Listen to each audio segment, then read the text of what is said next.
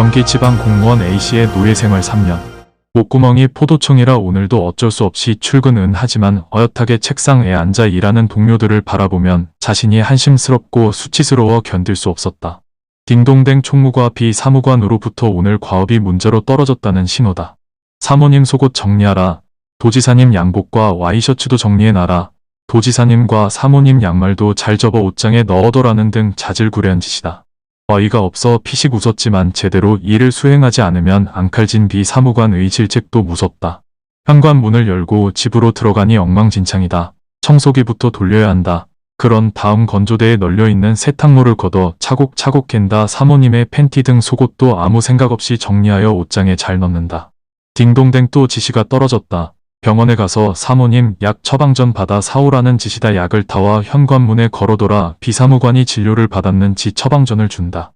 여성 호르몬제 약이니 남자가 진료를 받을 순 없는 노릇이다. 그리곤 사모님이 좋아하시는 요리를 단골 식당에서 사와서 냉장고에 넣어둬야 한다. 내일은 이 집 아드님이 퇴원하신다니 가서 퇴원 수속도 밟아줘야 한다. 이 집 어머니는 친자식이 아닌지 그런 일엔 신경도 안 쓰신다.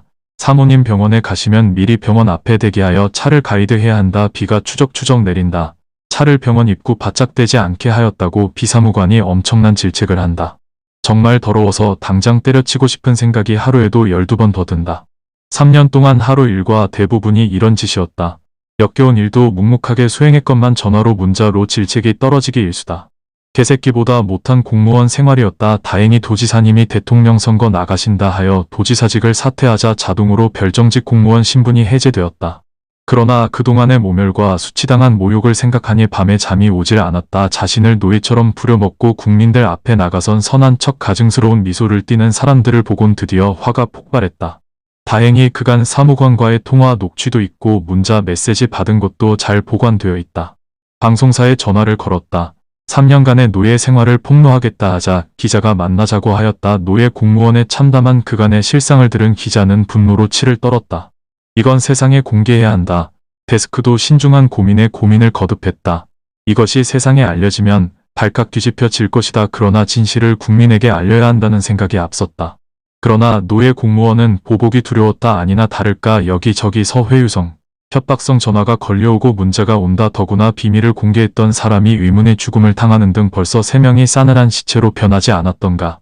해당 당과 관련자들은 사실이 아니라고 언론에 보도가 나온다. 3년간 그들을 위해 노예 생활을 했건만 그들은 모르는 일이다.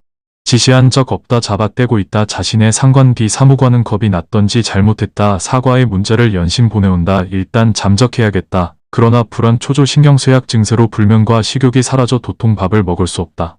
정신과 병원에 가니 신경안정제 등 약을 처방해준다. 거쳐도 하루하루 옮겨 다녀라는 조언에 따라 이 집 저 집을 전전하고 있다.